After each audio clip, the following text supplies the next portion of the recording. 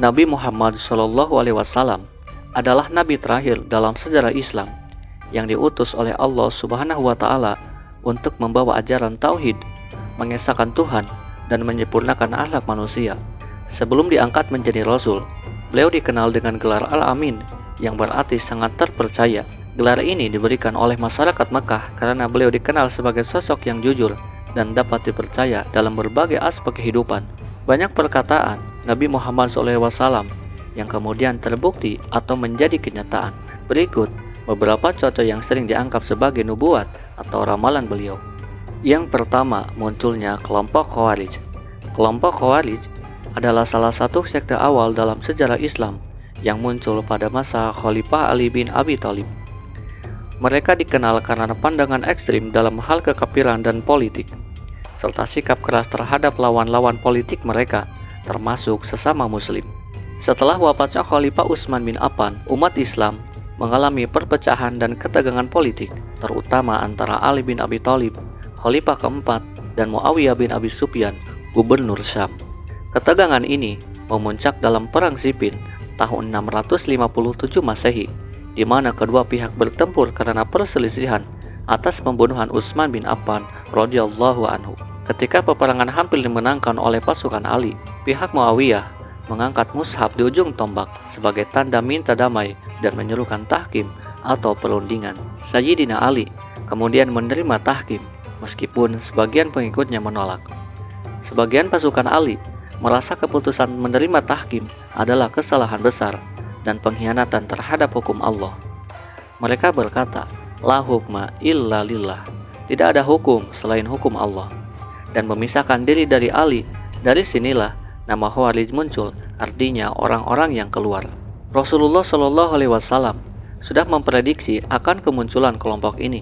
Beliau bersabda, "Tamruku marikotun ingda furqatin minal muslimina yaskuluha awal ta'ifataini bil haqq," yang artinya akan memisahkan diri satu kelompok ketika kaum muslimin berpecah belah. Kelompok itu akan diperangi oleh salah satu golongan dari dua golongan yang lebih dekat dengan kebenaran. Hadis riwayat Muslim. Kelompok Khawarij menganggap bahwa Ali, Muawiyah, dan semua yang terlibat dalam tahkim telah kafir karena tidak berhukum dengan hukum Allah. Awalnya mereka hanya merupakan kelompok politik, tetapi kemudian berkembang menjadi kelompok dengan paham agama ekstrim dan takfiri, mudah mengkafirkan orang lain. Meski kelompok asli Khawarij telah hilang, namun pemikiran mereka masih dijumpai dalam berbagai kelompok ekstrim di kemudian hari. 2. Penaklukan Konstantinopel. Rasulullah SAW bersabda, "Latub tahannal Konstantiniyah walani mal amiru amiruha walani mal jaisu dalikal jais." Artinya, sesungguhnya akan dibuka kota Konstantinopel. Sebaik-baik pemimpin adalah yang memimpin saat itu, dan sebaik-baik pasukan adalah pasukan perang saat itu.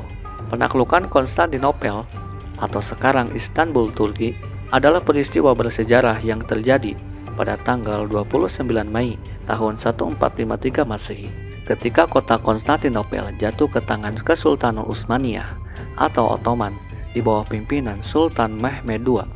Ini menandai berakhirnya Kekaisaran Bizantium yang merupakan kelanjutan dari Kekaisaran Romawi Timur. Konstantinopel merupakan ibu kota Kekaisaran Bizantium dan salah satu kota paling penting secara strategis, politik, dan religius di dunia Kristen Timur. Kota ini dikelilingi benteng yang sangat kuat dan dianggap nyaris tak tertembus selama ratusan tahun. Kesultanan Utsmaniyah semakin kuat dan ingin menjadikan Konstantinopel sebagai pusat kekuasaan karena posisinya yang strategis di antara Asia dan Eropa. Sultan Mehmed II, yang juga dikenal sebagai Mehmed Sang Penakluk atau Sultan Mehmed Al-Fatih, mulai mengepung kota pada tanggal 6 April tahun 1453 Masehi. Pasukannya diperkirakan berjumlah sekitar 100.000 hingga 150.000 orang dengan dukungan artileri besar termasuk meriam raksasa bernama Basilica yang digunakan untuk menghancurkan benteng kota. Setelah pengepungan selama hampir 2 bulan dan serangan besar-besaran terakhir pada 29 Mei tahun 1453 Masehi, kota akhirnya jatuh. Mehmed II memasuki kota dan menjadikannya ibu kota baru Kesultanan Utsmaniyah serta mengubah Hagia Sophia menjadi masjid. Yang ketiga, terbunuhnya Ammar bin Yasir. Ammar bin Yasir adalah sahabat Nabi Muhammad SAW yang terbunuh dalam perang Siffin pada tahun 37 Hijriah atau 657 Masehi. Kematiannya ini sudah diramalkan oleh Rasulullah SAW.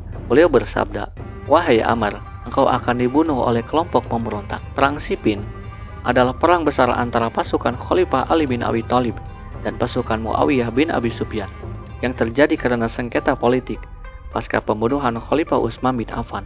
Ammar adalah sahabat senior dan dikenal sebagai orang yang teguh dalam iman. Ia termasuk yang disiksa oleh kaum Quraisy di awal dakwah Islam bersama kedua orang tuanya, yaitu Yasir dan Sumayyah. Dalam perang Siffin, Ammar berada di pihak Ali bin Abi Thalib. Ammar gugur di medan perang saat bertarung melawan pasukan Muawiyah. Ketika itu usianya sekitar 90 tahun. Namun, ia tetap turun ke medan perang dengan semangat yang tinggi. Wafatnya Ammar menjadi pukulan moral bagi pasukan Muawiyah karena banyak yang tahu sabda Nabi Muhammad tentang Ammar akan dibunuh oleh kelompok pemberontak. Hal ini memicu kebingungan dan krisis moral di kalangan mereka. Yang keempat, penaklukan negara Mesir. Penaklukan Mesir oleh umat Islam merupakan salah satu peristiwa besar dalam ekspansi Islam pada masa kekhalifahan Rashidun, khususnya di bawah kepemimpinan Khalifah Umar bin Khattab. 10 tahun sebelum kejadian dahsyat ini, Rasulullah SAW sudah memprediksinya. Beliau bersabda, "Innakum sataftahuna Misra wa hiya ardun yusama fiha al-qiratu. Fa idza fatahtumuha fa ahsinu ila ahliha fa inna lahum dimmatun wa rahiman." Dari Abu Dar, Rasulullah SAW bersabda, "Sungguh, kamu sekalian pasti akan menaklukkan negeri Mesir, yaitu suatu wilayah yang dinamai Al-Qirat. Apabila kalian telah dapat menguasainya, maka berbuat baiklah kepada para penduduknya, karena mereka memiliki hak untuk dilindungi ataupun karena hubungan tali saudara." Hadis riwayat Muslim. Penaklukan ini berlangsung sekitar tahun 639 sampai 642 Masehi dan dipimpin oleh Amr bin Al-As, seorang sahabat Nabi Muhammad SAW yang juga merupakan jenderal yang cerdas dan tangguh. Mesir pada waktu itu merupakan provinsi penting Kekaisaran Bizantium atau Romawi Timur. Letaknya sangat strategis, kaya akan hasil bumi, terutama gandum, dan merupakan pintu gerbang antara Afrika dan Timur. Salah satu pertempuran besar adalah pengepungan benteng Babylon dekat Sungai Nil di lokasi yang kini menjadi Kairo. Setelah negosiasi dan pertempuran berat, benteng akhirnya jatuh pada April 641 Masehi. Setelah ditaklukkan, Mesir menjadi bagian dari wilayah kekuasaan Islam dan tetap demikian hingga hari ini.